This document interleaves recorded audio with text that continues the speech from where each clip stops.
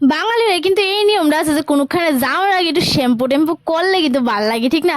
Shampoo করলে মনে হয় ফ্রেশ ট্রেশ লাগে। তো আমি অনেকদিন ধরে শ্যাম্পু টেম্পু করতে পারতেছিলাম না, পরীক্ষার লাগে একটু হালকা পাতলা সানডান করে জায়গা, তার লেগে শ্যাম্পু টেম্পু আর করার টাইম পাই না, যেহেতু চুল টুল শুকানো লাগে তার লেগা। তো আজকে ভাবলাম যে শ্যাম্পুটা করে এলে আর একদম ভালো লাগতেছিল না, ঘুমিয়ে আইতেছিল না রাত্রেবেলা।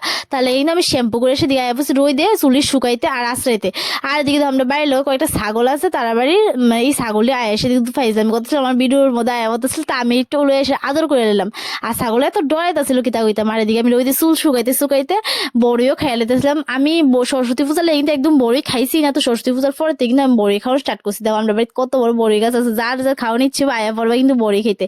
তো এদিকে কিন্তু আমরা রেডি দিয়ে বাইরে গেছি। তো আমরা এদিকে কিন্তু রাম ঠাকুর উৎসব আরম্ভ হয়েছে, আজকে কিন্তু শেষ, মানে আমি ভিডিওটা এডিট করতেছি, আজকে কিন্তু শেষ এই মানে রাম ঠাকুর উৎসব। তো এদিন তো গেছিলাম হাইটেটটা বাকি জায়গাটা। তো এদিকে নদীর পাড়া ছিল দিকটা, আমি একটু চুলারে বাইন্দা লইছিলাম। আর এদিকে দেখো চারিদিকে শুধু সবুজ আর সবুজ। আর আয়া ফুটছে আমার দিদার বাড়িতে, কারণ আমার দাদু মারা গেছিল, যার লেগা মানে অস্থি দিয়া লাইছে। তো অস্থি দেওয়ানোর পরে আমরা বাঙালিরা নিয়ম আছে, মানে হিন্দুরা নিয়ম আছে, এটা সেবা দেওয়ান লাগে অস্থি দেওয়ানোর পরে। তো এই সেবার মধ্যে আয়া ফুটছিলাম। আয়েসা আমার এত কুদা লেগে গেছে, আমি কিন্তু গেছি গা খাইতাম, মানে চিরা দিয়ে একটা প্রসাদ বানাই, কিন্তু জানি প্রসাদটার নাম ঠিক মনে নাই। তো প্রসাদটা বানাইছিল, আমি খাইয়া লাইছিলাম। এদিকে কিন্তু প্লেটে দেওয়া রেডি, আর এদিকে সবকিছু রেডি। আর মেনুর মধ্যে কিতা কিতা আসলে বৈষ্ণব সেবার খাওয়ান তো তোমরা জানোই, শাক, কচুর শাক ভাজা, তারপরে টক, এরপর ডাল, এরপর একটা মানে সবজি আর পায়েস, এই দূরই তো।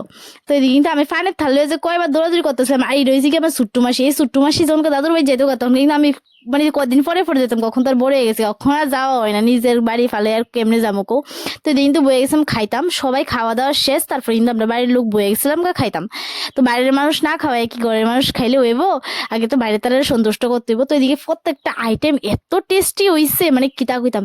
আমার তো মনে হচ্ছিল ভালোই লাগতেছিল, কি ভালো লাগতেছিল। অনেকদিন পর আমার কিন্তু এই বৈষ্ণব সেবার খাওয়ান টাউনটি আমার অনেক ভালো লাগে।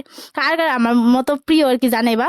তো এদিকে কিন্তু আমার মোবাইলে বারবার কিন্তু আমার ভিডিও করতে ডিস্টার্ব করতেছে, বারবার আমার মোবাইলে কিন্তু টাইনে নিতেছে যে আমি তাড়াতাড়ি খাইতাম, ভিডিও করতেছে দেখে লেগে তারা আমার মোবাইলে নিতেছে। তো আমি কিন্তু দেখে খাইয়া নিতেছিলাম, লাস্টে পায়েস দেখবো আমার মোবাইল এখন টান দিয়ে আবার নিবো গা। তো আমি কিন্তু শেষে বাড়িতে বসি, টাটা।